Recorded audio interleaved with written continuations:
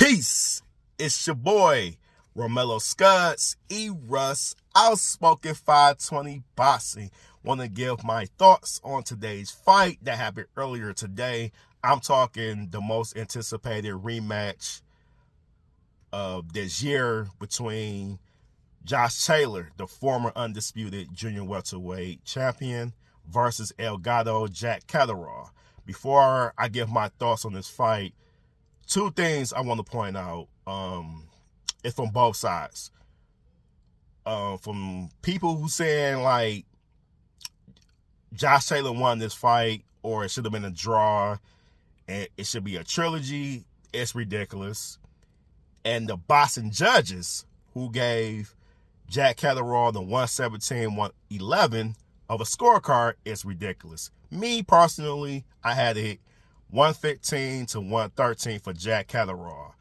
I'm leaning towards 7-5. I was in the 8-4.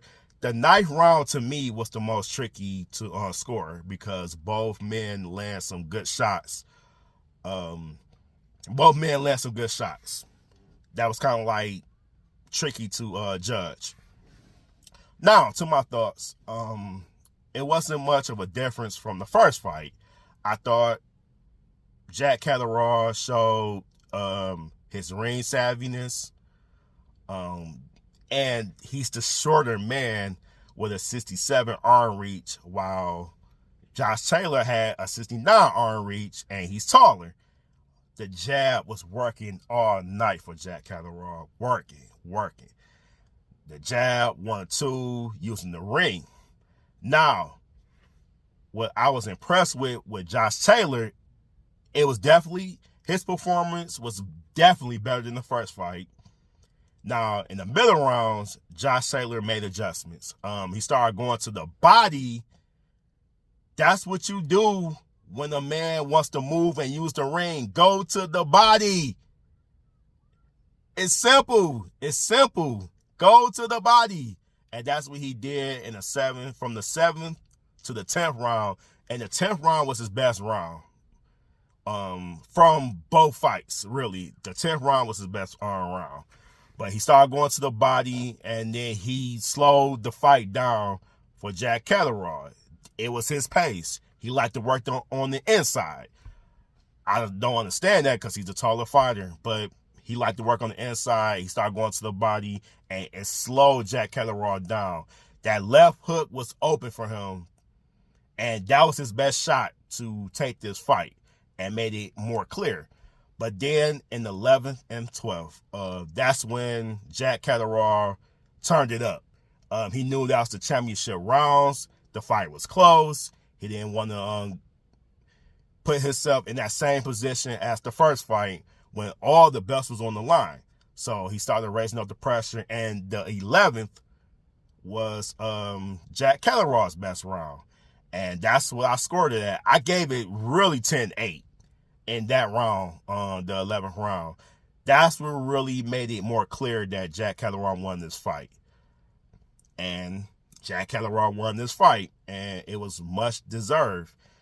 I mean, I feel good for him, because it was redeeming from him because he should have been undisputed junior welterweight champion. They fought back in 2022. And he should have been the champion. He should have all the belts by now. But I don't know if he would have got that win in 2022. I don't know how he would do from that time to today. So who knows? But that's all. That's all for that. Now, what's next for Josh Taylor? To me, when he was gifted a win versus Jack Catterall the first time, he should have went to 147 in. He was on fire. He had no losses. He was undisputed. He could have gave up the belts and gone to 147. But he didn't do that. He stayed at 142 long. And my best bet for him, as he suffered injuries and all that, he needed to go to 147. And that's not even an easy task, too, because you got guys like Boots, got guys like Brian Norman Jr., and you got guys like Stanionis. So that's not an easy task either. So, but that's my best bet for him. Now, For Jack Catterall, he's the WBO mandatory. And the WBO champion right now is Teofimo Lopez, as he beat Josh Taylor last year. And that is a very intriguing fight. Both men got styles that I actually love. Teofimo, if his head is right and if he's focused, he has the athleticism, he has the speed and the power.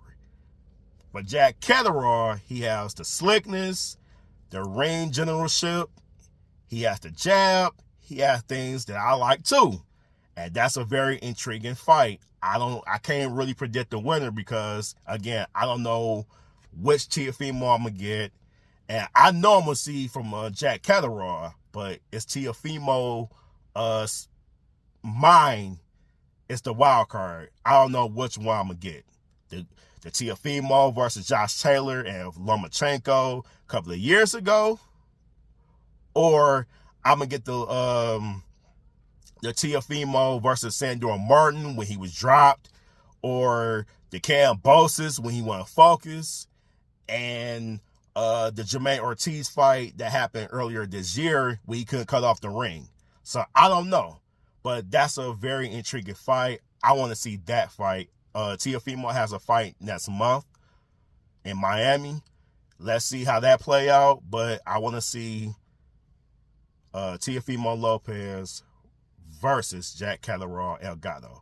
But that's all I got for y'all tonight.